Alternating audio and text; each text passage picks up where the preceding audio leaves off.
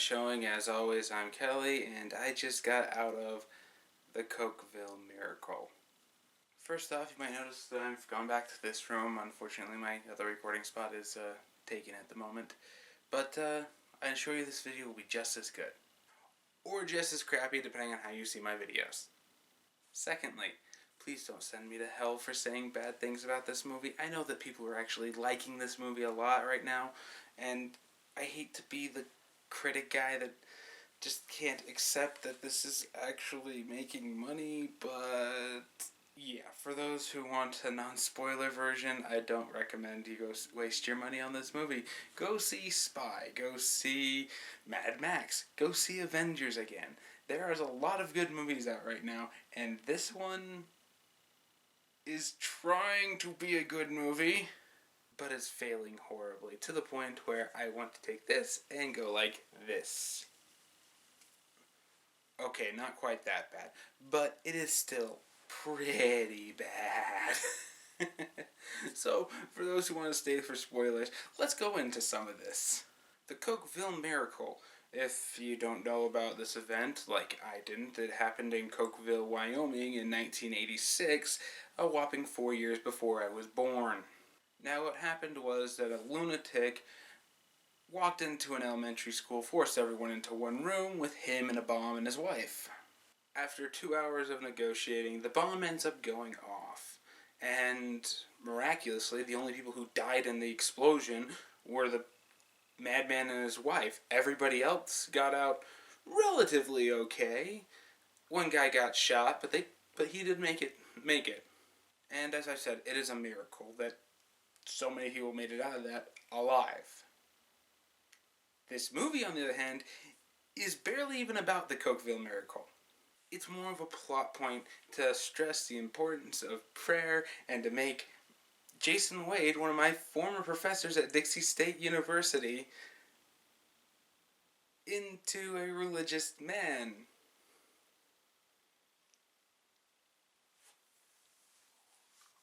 As I said, the main character is played by Jason Wade, who was one of my professors over at Dixie State University. He taught the Understanding Film course that I took for my humanities credit, and he's an awesome guy. I really like him.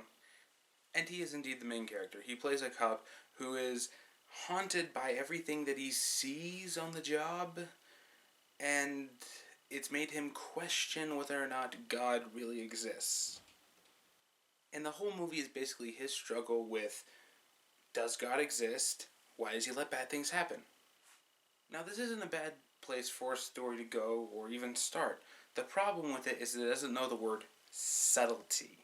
Yes, it beats you over the head with this message of prayer will save the world so bad that I was seriously knocking my head with my fists by the end of this movie.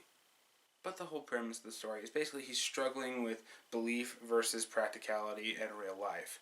And then the Cokeville Miracle happens. While he's out of town and does absolutely nothing that affects the Cokeville Miracle. So basically when he comes back from it and he's cleaning up the aftermath of everything, his son's not talking, he needs to go to a therapist, he needs to go to this and that, and he's investigating the miracle, everything that happened, and he starts noticing coincidences, things that don't necessarily add up, things that, for all intents and purposes, shouldn't have gone wrong. And that is what inevitably led to basically everyone getting out alive except for the two idiots who set off the bomb. Who are geniuses, by the way. You have to stress that point. They are both geniuses. And the main guy is a genius. Keep that in mind. I'll bring it up later, but he is a genius. And that's basically the plot of everything, is that he has to find his faith again through all of this adversity and talk about the good stuff first. Good stuff. Alright, good things. Okay, good things. What was good about this movie? Jason Wade. And no, this isn't just because I know the guy, but he was actually very, very good and convincing on screen. He handled a lot more of the tension-filled moments a lot better than the rest of the actors around him. And in a much better movie, same with Dakota Johnson from 50 Shades of Grey, they would have been amazing. The problem is this isn't a very good movie. And with the exception of him, there's really nothing else that I liked about this movie. I can't think of a single thing. The writing was appallingly bad. The direction was cheap, almost found footage quality at times that just made you wonder, how did this even get a theatrical release? And the acting, over half of their cast are children, little kids who don't know how to act at all. Really? I get that it was taking place inside an elementary school and you needed that many, but you could have focused more on the teachers rather than the kids. The acting from all of these kids sucks. There was one in particular annoying girl who kept pointing out how many times you use multiple words in the same sentence. So let's go over and let's see the so and then have a so. Sorry, you said so 4 times in the same sentence. You can't do that. You can't. I seriously thought that George Lucas might have directed this by the way that these lines were being delivered, especially by these kids. And all of the adult actors, for the most part, are really good and convincing. Minus 3 of them, who stand out horribly as they're given the most lines in the entire movie, and they all suck. First one who sucks the most, it would be the bomber's wife, who was also the one who died inside the explosion. I don't know if you've ever seen an episode of Law and Order, but they do this whole, sucked into the bad guy's web a lot better than you did. So she's supposed to be completely into this guy, I think his name was David Young. And she's supposed to keep saying he's a genius. He's going to change the world. He's going to do all these great things. He's going to blow up a elementary school with me inside. And no, he's still a genius. And she hammers that genius point to the point of just idiocy. I wanted to grab my book and start smacking against my head. Seriously, there was nothing about this guy that was genius from the writing standpoint. I'm not even going into his actor yet. Trust me, it's coming. But there was nothing that you as a human being should see as any form of attractive even. Damn you.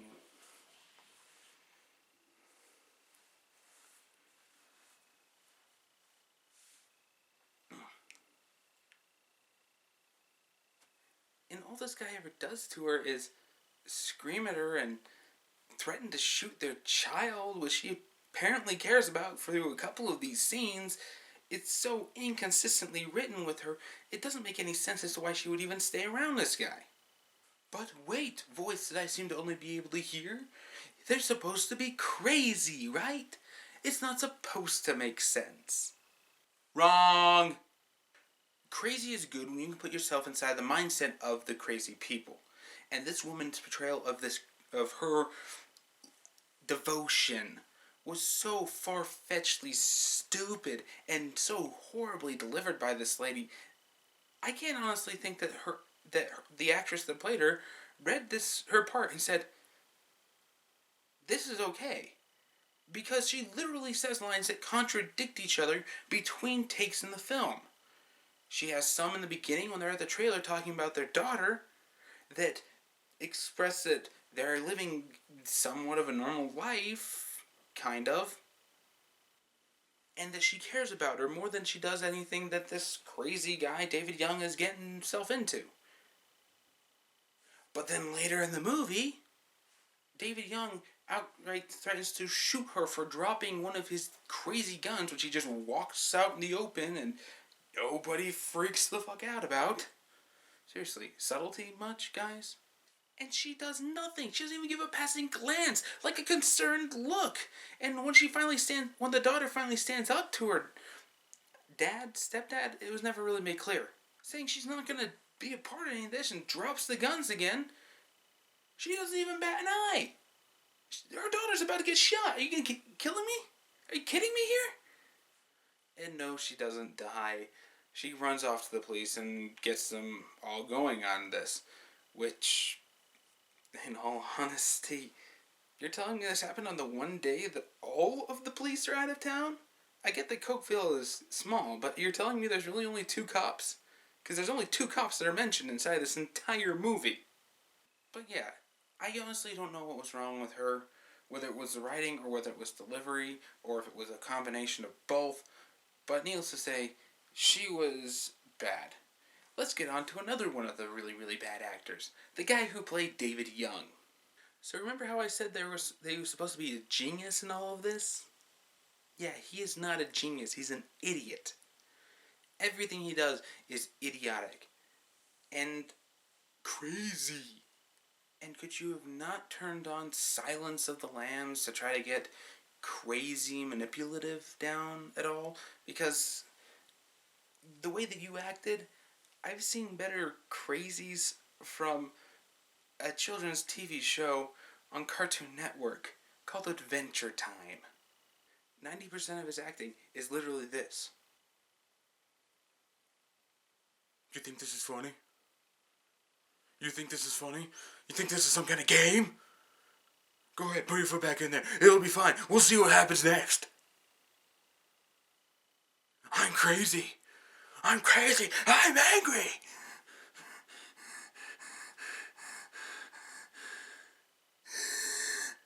I need to get out of here. I need to get out of here. I need to get out of here. Nothing about this guy says he's competent enough to build a bomb. Nothing. Not only is he supposed to be a bomb builder, but he's supposed to be a damn good one. They flaunt in this movie's face that how good he is at making bombs. So it's such a miracle that the one bomb he made for this stupid elementary school screwed up so badly. And it doesn't end there. It doesn't end there. Not only has he given his own stupid lines to deliver with a straight face, but he ultimately doesn't do anything. No, you really have to think about that. He does nothing in this film. He goes and takes over the school with flashing a couple of guns and what looks to be like a dead man switch on a bomb. Okay, he's able to make a dead man switch. But then he sits inside of a room and does absolutely nothing. And his dead man switch, by the way, is the only competent thing that works on that bomb. Yep. When the bomb goes off, and it's not him who sets it off, it's his stupid wife who he specifically told not to raise your hand this high, and she does, and it goes kablooey. But the bomb had apparently been leaking gasoline the entire time, and the guy did absolutely nothing about it. Nothing whatsoever. You're in a classroom full of arts and crafts. Tell them to bring you some damn tape. So it was leaking gasoline all over all this, basically, is it called aluminum sulfite with flour? I'm just going to call it dairy creamer because that's basically what it was supposed to be. That way when the bomb went off, it would spread that out into the air and ignite and cause the air to burn around them, basically killing everything inside of the room. The initial explosion is a gasoline-filled milk jug, and that's what's leaking. It's leaking on top of all of that dairy creamer, because that's basically what it was again, moistening it out, so instead of being flung in the air, it stayed on the ground and burnt out there. Which, now that you think about that, it shouldn't have still caused problems. Even if it was supposed to ignite the top level of air, it could have ignited the floor. But I digress. So this genius bomb maker, whose magnum opus is going to be blowing himself up inside the school with all these children, lets his bomb leak its fuel onto the second most important part of the bomb, so the air burns and ensures that everything inside of this building is basically dead. He's a genius. And instead of shooting his daughter, like in that mention, another time that shows his wonderful genius. Let's go back to that scene I talked about where he lets his daughter go, who ends up getting to the police. Like a genius, he gives her the keys to their minivan and tells her to get out. She's no daughter of his. He has a little freak out too, where he throws around a couple of pencil holders. It was so sad. So sad. So this guy literally let his daughter go, who could spoil everything before it's all set up, and let her go to the police, but he's a genius. Marvin the Martian was better at blowing things up than you. Stupid idiot. This is basically why there was a miracle there. This could have ended in a very, very, very bad way. But then we get to the worst character of all. And this ties into basically why the Cokeville miracle is not about the Cokeville miracle. So before I talk about that last actress, about how bad she was, let me tell you why this movie wasn't about that. Now, as I said, Jason Wade's deputy sheriff was supposed to be, is basically a story about him finding his faith again. And after the Cokeville miracle, like most people, he's pretty pissed off that his kids were caught inside of a room with a bomb.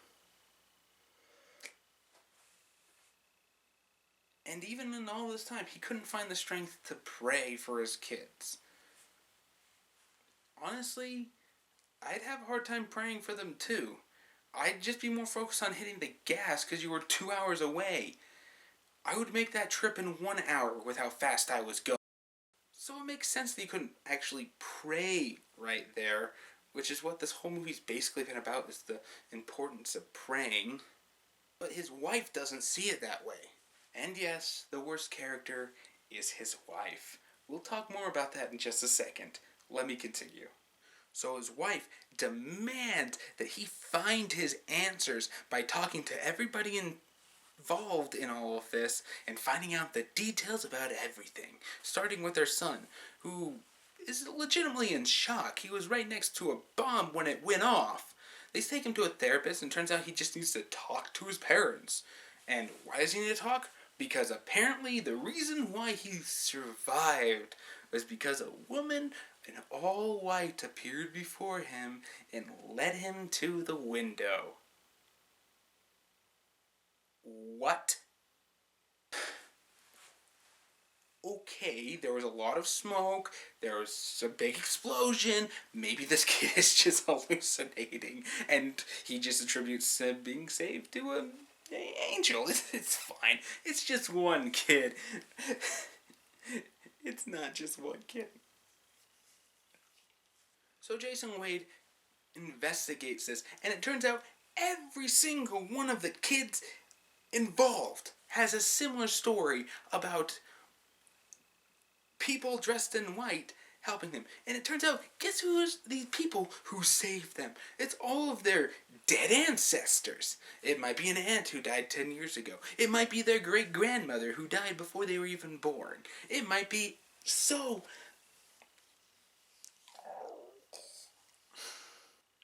the angels saved them. It wasn't the fact that this genius screwed up. It wasn't the fact that he picked a really bad room, that he forgot to shut the damn door, and they let them open the windows. It wasn't any of this. It was angels.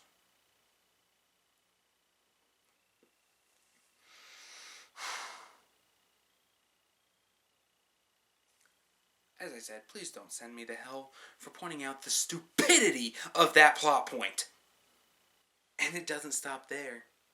Apparently, the angels are the ones who put the leak inside the milk jug. Yes, the milk jug that the genius got from the local dump. They're the ones that put the leak inside of it, causing it to leak gasoline all over the aluminum sulfate flour dairy creamer crap, making it so it doesn't go up and burn the air. And apparently, on the bomb, only 2 of the 5 connected blasting caps went off because 3 of them had wires that had apparently been cut. And they weren't, singed or destroyed by the fire explosions or anything like that. No, they were cut because they couldn't possibly have been manufactured in, I don't know, Taiwan. Couldn't have been that he had tape that was connecting them together and it fell off him. No, no. They were cut by angels.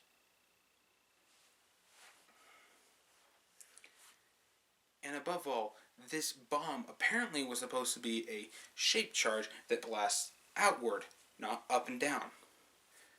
But somehow, because of all these malfunctions, instead of being a bomb that goes boom, it went boom into the ceiling, in which the kids apparently saw a bunch of lights come down from the ceiling right before the bomb went off and guided it upward.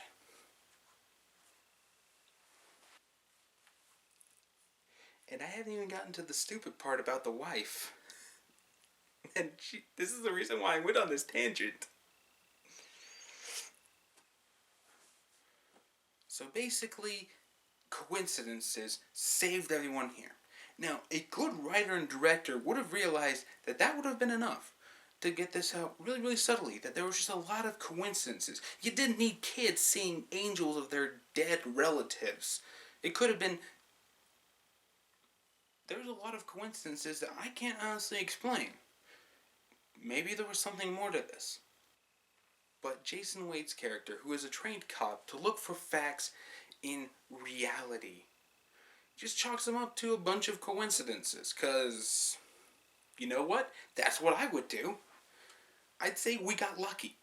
We got lucky. God was definitely looking out for us that day, and I'm grateful for that. But no, his wife, who is the most stupid piece of crap I think I've ever seen in one of these films. I don't get it. He's trying his damnedest to be accommodating. He's trying to like everything that you guys like. He's trying to accept your religion is the one true religion. He's trying to teach his kids to do the right thing. He's still taking them to church, even though he doesn't necessarily go to anymore himself. That's more than my dad did. And no, even after he finds out all these coincidences, and he says that he sees it, but he just can't accept it. There's something inside of him. What does this broad do? She says,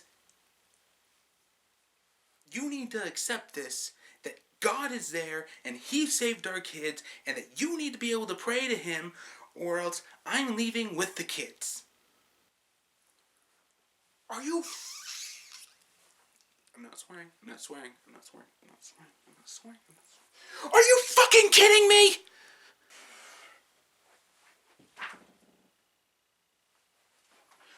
Do I even need to go over how stupid that is? Do I even need to go over how perplexingly bad that is?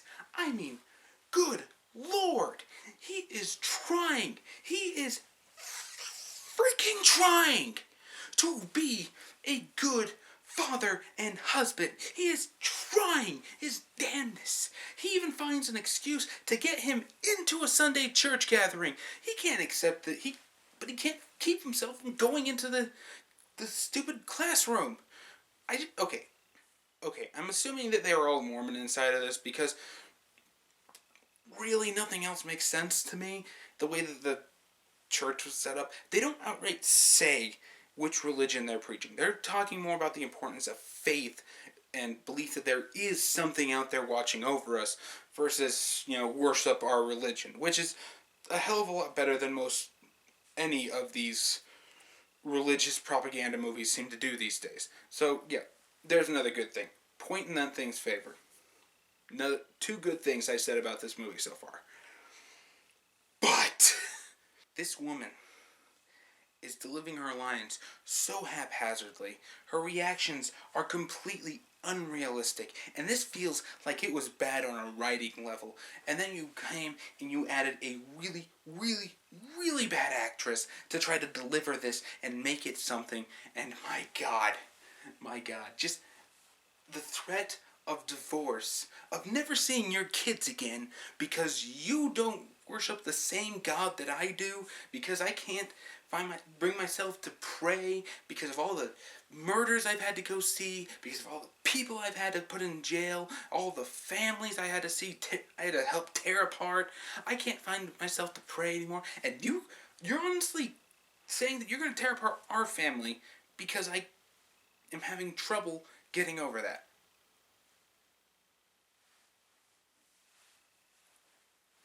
And remember, this is also supposed to be with the angels that all of the kids seem to have seen when this bomb went off. So, again, just again, to stress this, the kids were hallucinating, seeing dead relatives, with this genius's bomb going off, with people dying around them, and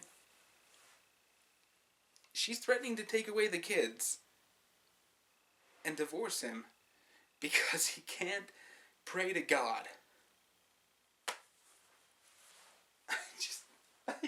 I don't even know what to say to that.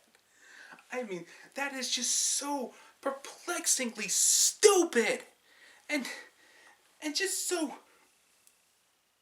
mind-blowingly dumb. I mean, I can't even stress how much I was smacking myself in the theater. I was biting my hand to keep myself from laughing in this theater, which was actually fairly well packed. How? Just how? I don't get it. No, I really do get it. I live in Utah. What do you expect? So he's sitting here listening about how hatred is going to consume us and blah blah blah, religious propaganda, and he ends up leaving the doorway he was listening to the class he wouldn't go into anyway. I mean, he hasn't actually left the church yet, to go and listen to his kids sing a primary school song. And, by God, Jason Wade, I really wish that you would fire your agent and tell him to not put you inside these religious propaganda movies. Yes, I know what you said during our class about just accept whatever work you can get and make it the best you can, because that's all you can hope for in the world of Hollywood. But really, this should have been a red flag. When you read this part of the script, it should have been a big red flag. And his wife. And she just keeps going. She just keeps going on about this until he finally does accept it, and he goes and grabs his kids from the class, and he finally he's embracing them, gives them his prayer. Dear God, please forgive me. He goes and embraces his wife, and they all lived happily ever after. And, oh yeah, this is about the Cokeville miracle. So here's a bunch of montage photos over here about everyone that survived that, and everything that really happened. But ultimately, there's only one problem this entire movie suffers from. Just one. And that's including all of the bad child actors inside the hostage situation, the really, really bad portrayals of and writing of these bombers and the wife and basically everybody else inside of this, and frankly, just the overall ignoring the Cokeville miracle here, guys. You ignored it for a line of this movie about prayer. You want to know what that problem is? Subtlety. Nothing in this movie is done subtle. Everything is hammered over your head. And it doesn't work. I'm not going to say this is something that this movie exclusively has a problem with. All religious movies basically do this. There's very few that can do it right. And I don't want to give people the idea that there aren't good religious movies out there. There are actually a couple. I personally own 2 of them, although I couldn't find the cases so I could hold them up here. I know, sad. The 2 movies being Church Ball, which I thought to be a very, very good comedy involving a lot of really, really good actors about, well, frankly, getting too involved and trusting that there's something helping you along the way when you do get too involved. And The Best 2 Years, which I felt was another really, really good movie about people who jumped into things that they didn't really think through, but ultimately coming out better people because of it, regardless of whether they believed in the religion that sent them on this 2-year journey or not. So I don't want you to get the idea that I hate all of these types of movies. It's just that they're done so poorly so often, and this just falls into that category. It could have been a very good inspirational film, but instead all we got was pray in God and hammer over the head. So yeah, final verdict. Do I even need to say this? Skip it. Don't go see this movie. Go spend your money on somewhere else. Go see a better film. Go see Avengers. Go see Mad Max. Go see Spy. 3 films that were over the top as hell and don't know the word subtle either, but they were at least enjoyable. I was cringing by the end of this movie. And if you want better biographical films, go rent Ray. Go watch just so many other better ones than this. I mean, by God, Imitation Game, The Theory of Everything. Just go pick one of those if you want something inspirational. This, stay away. That's all I can say. And that's it for me. As always, if you liked what you see, be sure to hit the subscribe button. It's going to be up inside of this corner right up here. And subscribe to my channel for some more. Did you see the Cokeville miracle? Tell me what you thought about it in the comments below, and maybe we'll get some healthy discussion going on about this. Keep it all civil. I know this one's an easy one to blow out of proportion. And that's it for me. So, as always, I will see you all next time.